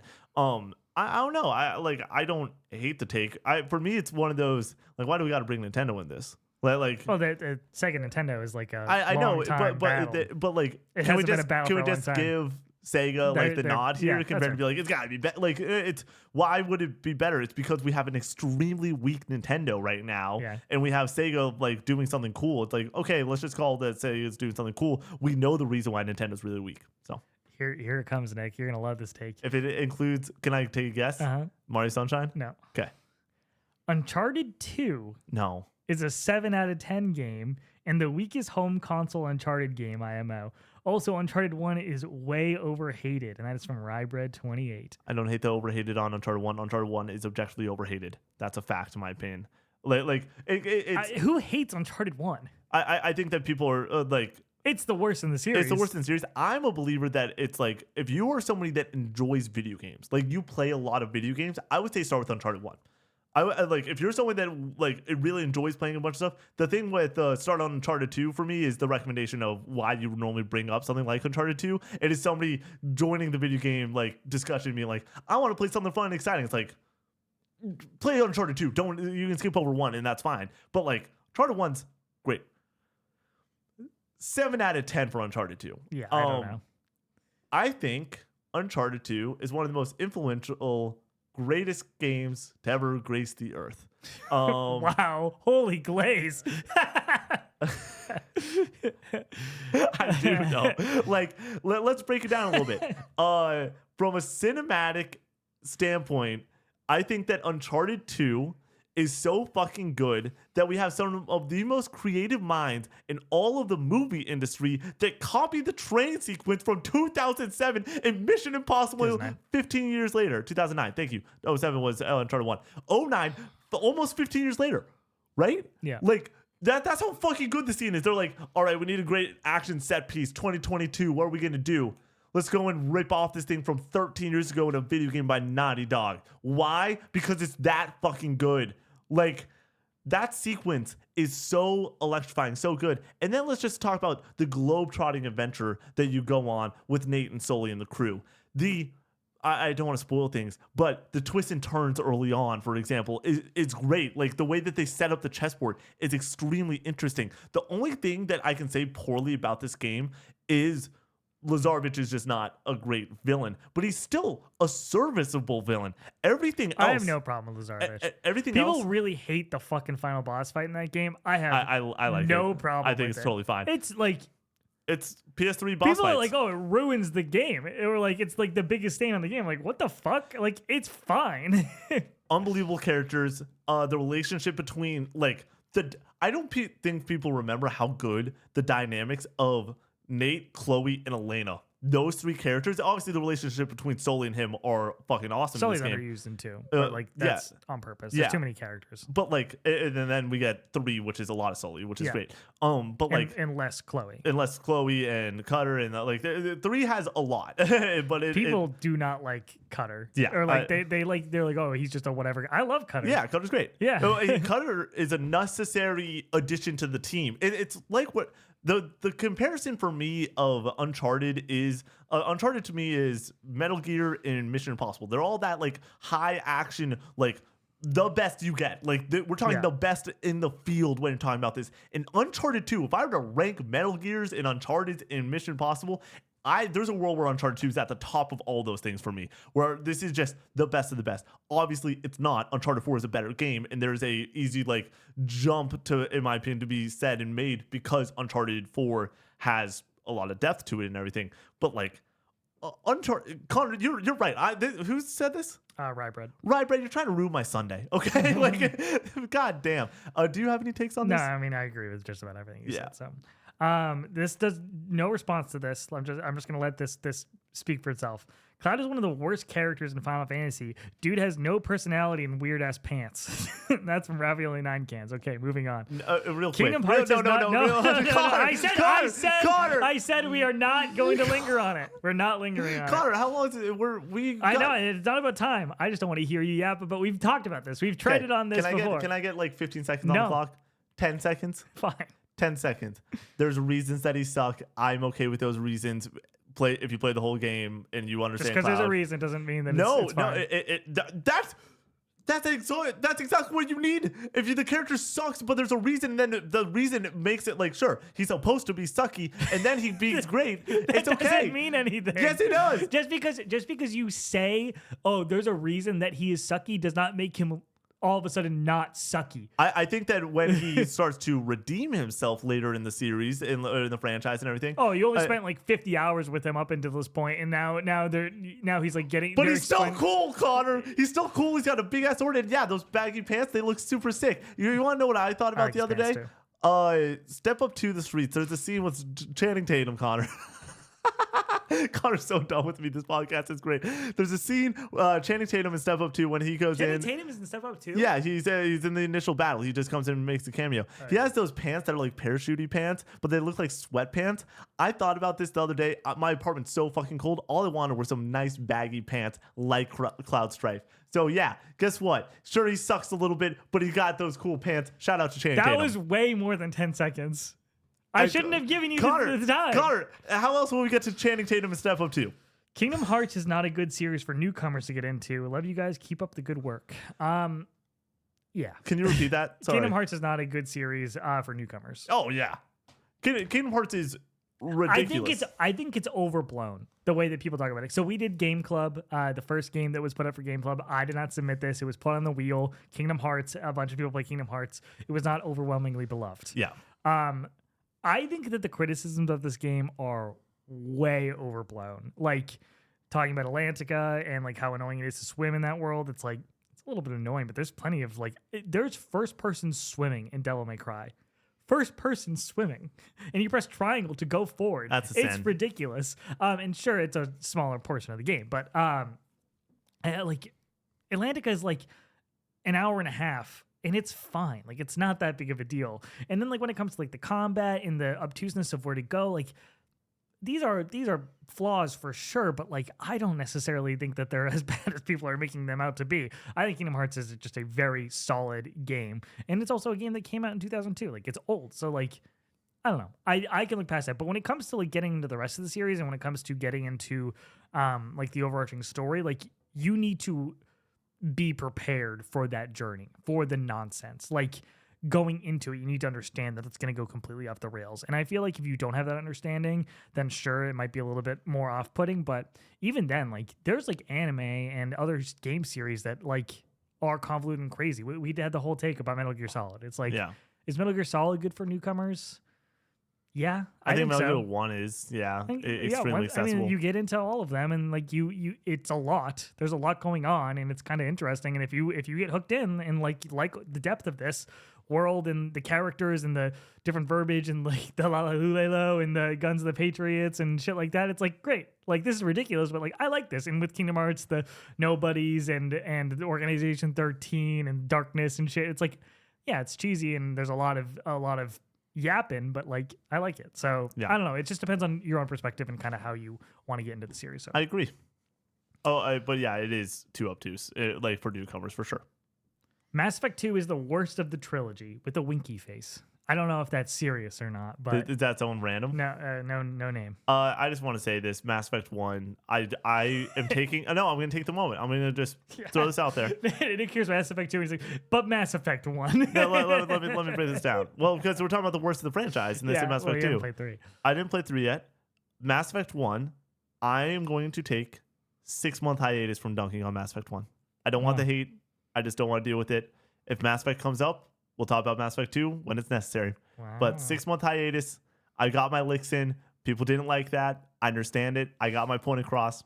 We can end it there. I don't like Mass Effect 1 either. But I'm right there with you, buddy. I'm on the Mass Effect IR. Just take me Mass out Effect for a 2 bit. is fucking amazing. I love the format and the getting the gang together type of storyline. That's like one of my favorite things in movies and video games and media in general. Mass Effect 3 is fucking awesome too. Like the very omnipresent world-ending threat, the wartime setting, like it's really good. You would fucking love Mass Effect 3. You know that I'm going to play it one day. I want to double back though with Mass Effect 2. I was forced. I haven't been forced to raise a score in a long time. I was forced to raise the score by that final mission. I was like, this is a 9 out of 10 for me. Amazing. It's going to be a 9 out of 10 for me. 100%. 9 out of 10. I can live with that. 9 out of 10. Great game. 9 out of 10. Excellent. 9 out of 10. Get through the final mission. 9.5 out of 10. Final mission's like immaculate. It's really good. It's so good. And when it comes to the characters and the impact that I had, because I played that game on stream, I spent weeks with these characters. I made hundreds of jokes about my love for Garrus and Grunt and obviously my true love Jack. And surely enough, going through that journey and losing certain characters and certain characters staying alive, the final moments, I brought my 2 favorite characters with me that were still alive. And there was a moment where I thought both of them died. And I have never had my heart drop so far to the fucking floor in a single moment. And I was like, I didn't know that I had this emotion in me with these characters. I didn't know. Like I thought that I really liked these characters, but the fact that like these characters could die and it was my fault, I was like, fuck, dude. Like it really got me. Good So stuff. yeah, we can't wait. We the next what we've been playing is gonna be an unbelievable podcast. I'll let you know that. Last one, Rapdactyl. Cheating in single player games is fine if it makes the game more fun for you. Agree. I agree, but Yeah. I don't give a shit what you do, but don't tell me to not judge you at least a little bit. Oh yeah. If you're like bragging about playing Elden Ring and beating it a certain way or whatever, and like you're playing on easy mode, it's like, I don't do what you got to do. Like if you want to see the story and kind of get through and see all the game has to offer and just get through it, that's totally fine. Your enjoyment doesn't affect me in any capacity. Have fun. Enjoy your life. But it's less impressive. It just is. Like, that's it. I mean, like, if we're having like a discussion about the game and you want to be like braggadocious about beating Elden Ring and then you beat it this way, it's like, it is a little bit soured. A little bit. I don't think so, because when it comes to talking about something, like, unless you are glitching the game or unless you are finding a way to like put a boss in the corner like that's turned around and they're not able to hit you type of deal, like I don't care about it. But if you're like playing COD Zombies and you're playing 5 and you're on the table and you're just lighting everyone up and you're like, I got around 100. It's like, no, you really didn't. But if you got through the game with the mechanics that are available to you, I'm fine with it. I understand that mentality, but like, I don't know. I still am gonna be like, you kind of cheesed it or whatever. Like it's like me getting through Armored Core with like, there's like a really meta cheese gun thing. Is it a part of the game? Yes. Did I like really struggle through it in the same way that like just learning like the different mechanics and learning like different builds and kind of testing things out? And like having like the actual experience of beating the game in the same way that like it's meant to be played? No. And I'm fine with receiving some judgment for that or whatever. Yeah. You finishing Final Fantasy VII with the cheats on or whatever just to get to the end. That is me cheating. Let's be real. I like it's in the game. Oh well, that's can you do that in OG? No. Yeah. So no. I played on the PS4 version just to clarify, and there's a way to we were going late on stream. We were going very late. Like we were supposed to finish at 10. It's like 11 o'clock, and we have co-op day the next day, and we have to pick the boys up and everything. I'm like, all right, we got to wrap stream up. Like we had to make that move. But there's a reason that I've never been like I fucking beat that. You know, like that's fine. And but when it comes to just like gaming overall, if it's in the game, play however the fuck you want. If somebody tries to take away any sense of accomplishment that you have, and that's the other thing where it's like, who gives a shit if somebody wants to do that? But also, I'm in the world where it's like kind of like fuck you if you are doing that because it's like, okay, like if you did something more impressive, good for you. I'm gonna keep it to myself. Yeah, but like also I'm gonna okay, like, that's fine. I'm like, all right, like all right. I guess like if you cheese your way to a platinum, like did you really platinum it? It's like maybe I don't know. Like, I'm putting this in the books right now. By the way, I think about it on our podcast that we've done over the years, and I think about a lot of reviews. Like there's certain reviews that are like some of my favorite episodes we've done. Like obviously doing the 1 year anniversary was super fun. I just had probably the most fun I've had on a podcast in a long time. I don't know if I've laughed this much in a long time. Maybe my favorite moment in like before this was having the receipts for your Nintendo list and everything during the Switch bracket. But bringing up Step Up to the Streets after you're like, I'll give you 10 seconds, and then I talk for a minute and a half, and then I bring up Step Up to the Streets, and seeing you fucking just slide back in your chair with just pure disappointment and rage, and like also a big smile on your face might have made my day. It made for some of these takes to be like not as stingy as they should be. So thank you all for letting us yap it up, and especially me. I understand I yapped a lot during this podcast, but I had a blast. So I hope you guys had as much fun as I did. Let's draft. Yeah, we still got more left. I have first pick this week. Sounds I good. Believe. Do you think that we have any similar board here? Let's intro this a little bit. We're doing a game series or games that we haven't, franchises that we haven't dove into, haven't like played before or gotten into yet. So do you think that we're gonna have anything similar? Yeah, I think we're gonna have a lot. Really? Yeah. I think that the number one pick is the only one that's really gonna get us. Yeah, okay. Today, we are drafting game franchises / games we would like to get into that we have not played or played very little of and would like to get more into these series. I have the first overall pick. I'm between two. I'm going to go with Yakuza / Like a Dragon. This is a series that seems so far up my alley, and there is so many games and so much history here that it's almost just too daunting to get into at this point. Like, you start with 0, and then you have hundreds of hours of games to get caught up, and it seems a little daunting, but like when it comes to the wackiness and the gameplay and in the world, like it seems so far up my alley, and every single time I hear somebody talk about it, I'm like, that sounds like a game that I would really enjoy, and I just have not made the plunge yet. So Yakuza / Like a Dragon is my first pick. Not on my board. Wild. It's just too much. There's just too much like games, and also there's just series that I much rather get into that aren't as daunting. Mm-hmm. With my first pick, I'm going to choose The Witcher. Like, this is a franchise that has one of the greatest games of all time. Open world adventure, medieval setting. Like, this is just a lot of things that I really enjoy, and I want to play it. And it's a long game, and it's hard to find the time to schedule it in, but I really want to go and play the Witcher series, and mainly the Witcher 3, because I understand it's amazing. Also, Gwent is apparently an awesome minigame. It's Come on, that's right up my I alley. love you a card mini game. Love me a card I mini thought game. about putting this on my board, but I've played enough of 3. The Witcher 3 to not. I feel like I've given it a try. You know what I mean? So Yeah. I would like to get back to it though. And then another game series that I've given a little bit of a try, but I've never taken the plunge on, Monster Hunter. I'm so freaking excited for Wilds next year. It's my most anticipated game. The idea that me, you, Brady, and Matt are going to have some of those streams where we're just shooting the breeze and playing Monster Hunter together and going on these adventures, like, that's what I love in gaming, and that idea is obviously done well in World. I'm really excited to get into Wilds. This is one that I really want to get into this year. Right on. There is sirens going off outside. Yeah. We're gonna give it. Yeah, a few sirens are seconds. on our end if you are listening to it right now. They're coming because of Nick's takes. They're like, get them down. Or So- because of your takes, they're coming. in. Yeah. All right. All right. With my second pick, I'm going to go with another JRPG franchise. We're going to go with Xenoblade Chronicles. I have owned 1, 2, and X. It's something that I love the world and like the presentation for it, and I've only heard great things. It's just I've played the opening of 1 and 2, and I just have not gotten over the hump to like really getting engaged with the combat, engaged with the world, and like into like some sort of gameplay loop with it. That I know that once I get through that tutorial type sections, I will be into this series. It's just another one of those really long series that I would like to get into at some point. Sounds good. Fuck. All right.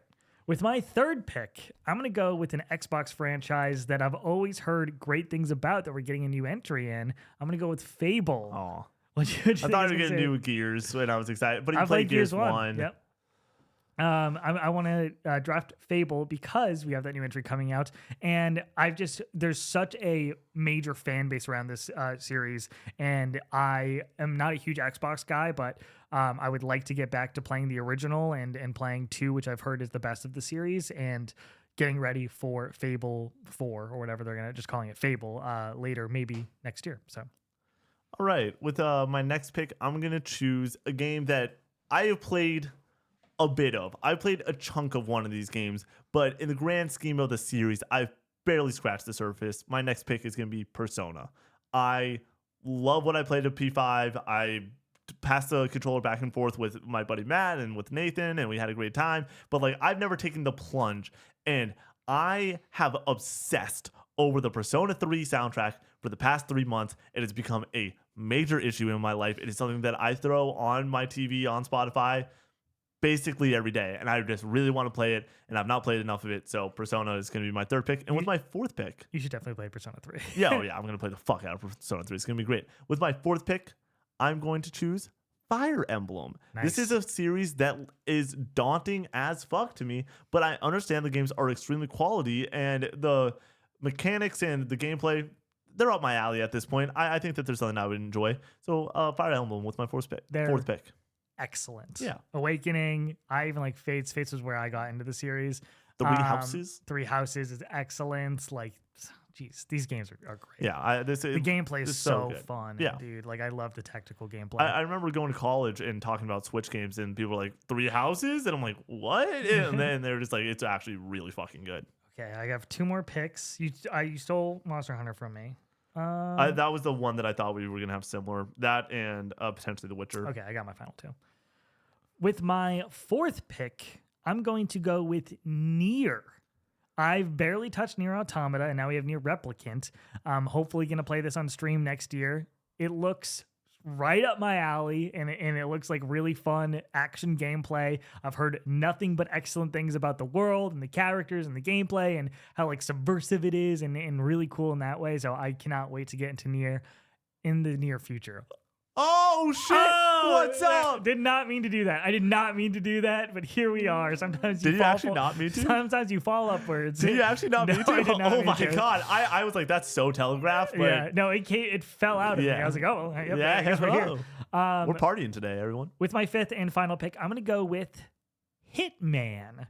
Dude, these games, watching some clips of these games and the wacky things people get up to, it seems so fun.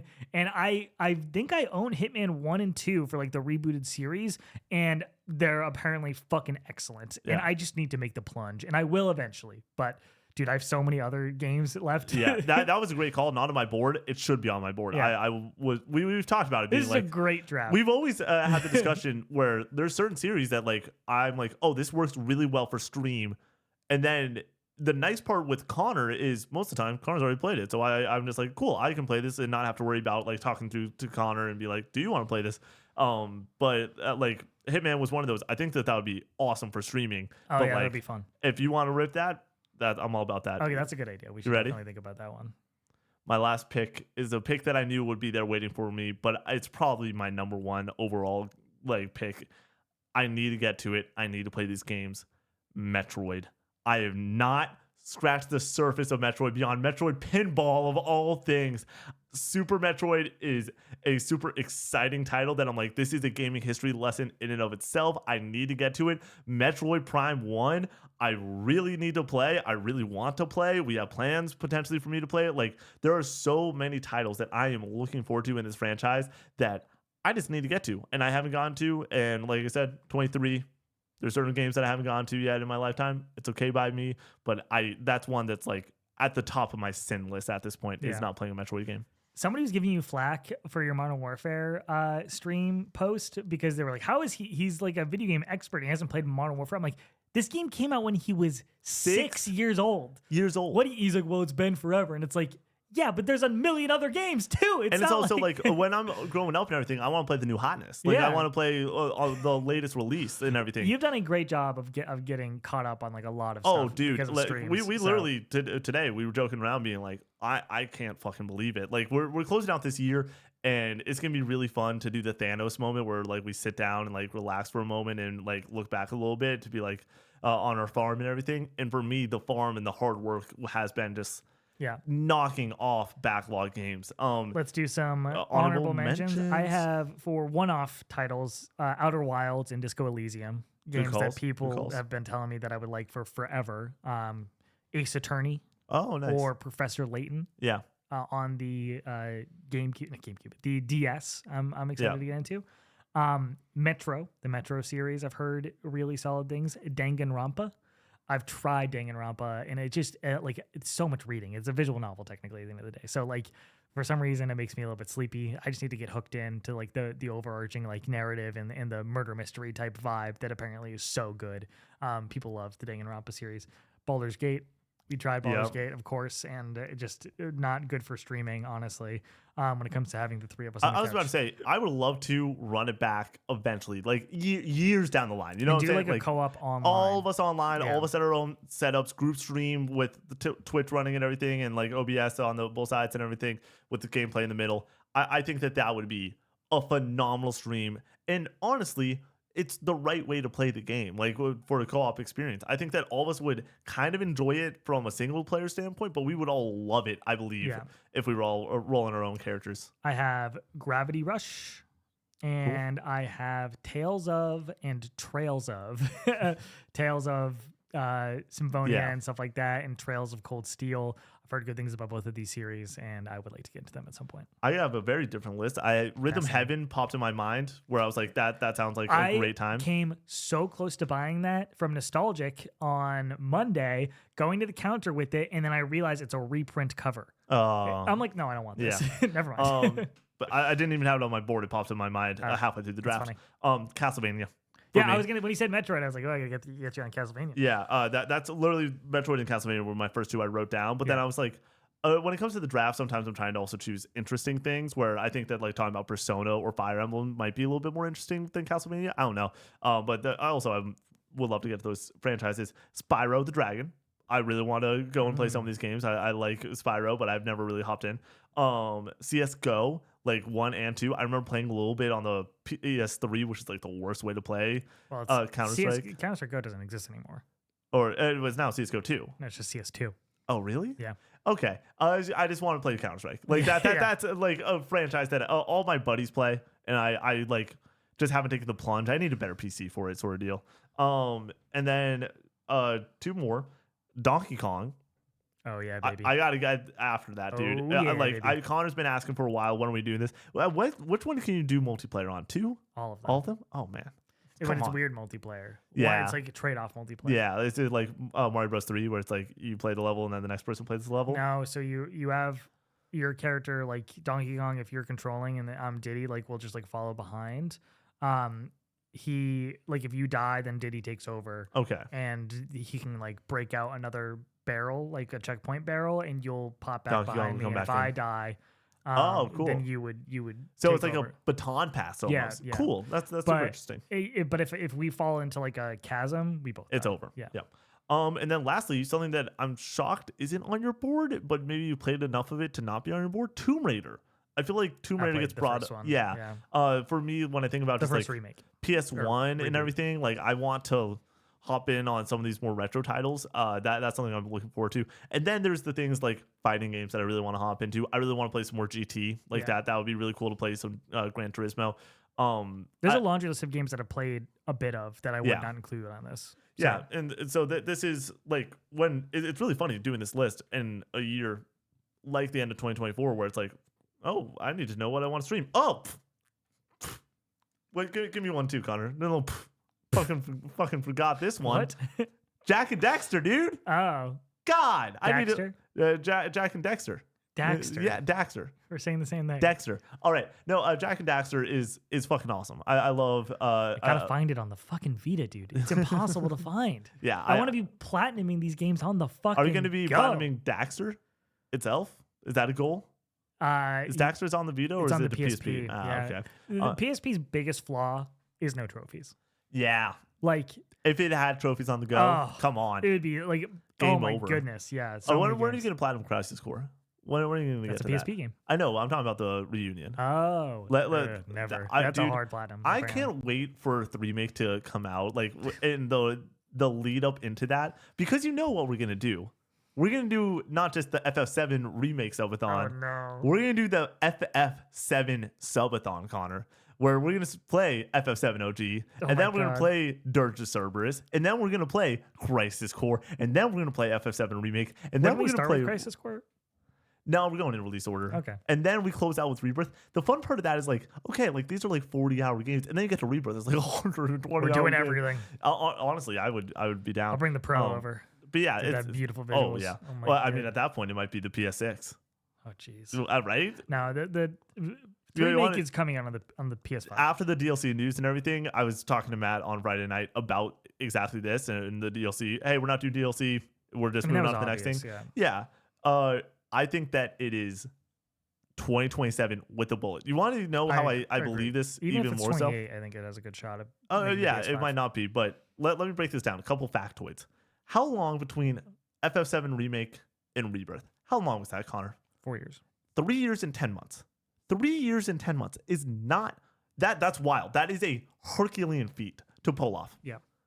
Also, during that 3 years and 2 months, they made 10 months. 3 years and 10 months. They made a DLC for remake. They made more content. They put in more work into that game. I just don't imagine that it's a full team putting that effort in. Trust me, I totally understand. But you are taking manpower off of the end goal of Rebirth. So let's just say that it's 3 years, 3.5 years, right? 3.5 years is October or September of 2027, and I'm like, that makes sense. That could make sense. And I think they have the bones more now than they did previously. They have the fucking map. They have the whole open world done. Yeah.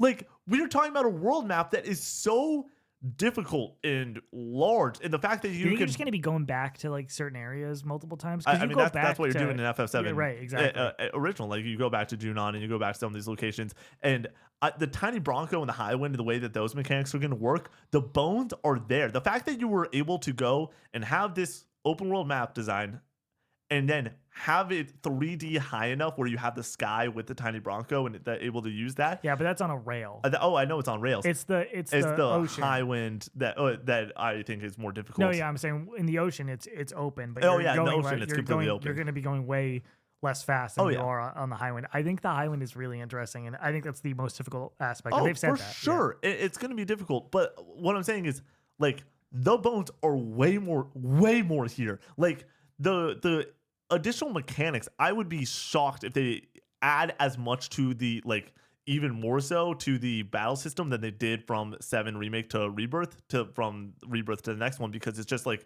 you added so much. Like it is so much better. I don't know how, like let's just say remake, when you were at that 90%, we brought it to 97%. There's only like 2 or 3 more percent that you can like fiddle with in the first place. I think that this is going to be sooner than later. But maybe my long shot, it won't be, but like I could see us having that conversation. Game Awards Next year? This year we might get the name. No. Why the name? I'm talking about the name. Maybe. The name. They will. When did they announce? They announced Rebirth in 2022. Yes. They announced Rebirth in 2022. Yeah, 2 years before. Interesting. So I could a year see, and a half before. Yeah, about a year and a half before. 2022 in June. Yeah. So a year in 7 months. 7 months, 8 months. I could see it. That can make sense to me.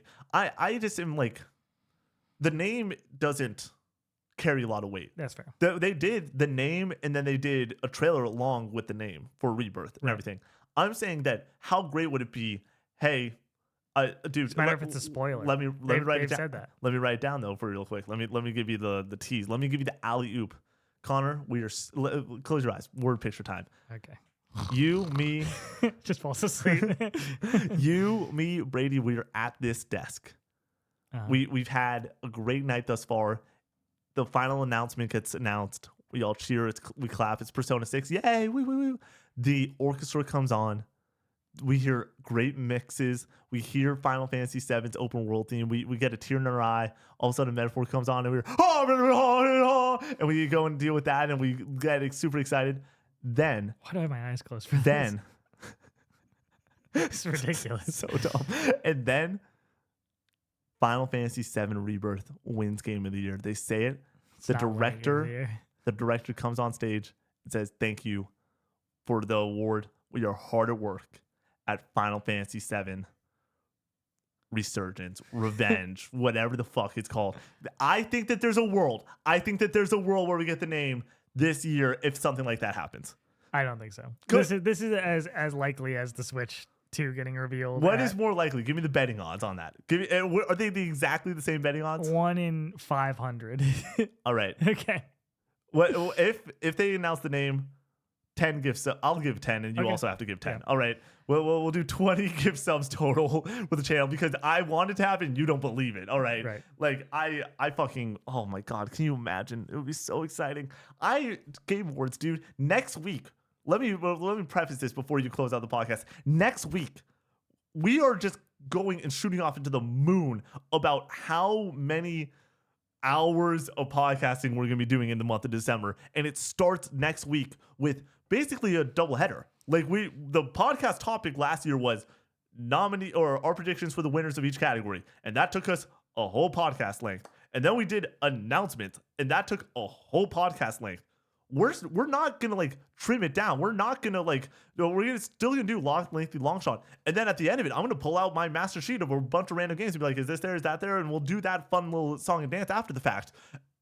And we're doing the predictions on the winners, and we'll still do the draft, and we'll still do the hot take. Like, this is going to be a huge ass podcast, all leading into probably the Game Awards post game, into some other fun podcasts throughout different weeks and everything, all leading into the co-op awards. We are top of the game right now when it comes to the podcasting, and I am so looking forward to it. We have fun plans, dude. It's so much fun. We have so many good podcasts coming up. It's going to be awesome. Yeah. All right, everybody. Thank you so much for joining us for this week's casual gaming conversation. We'll see you next week. Peace out.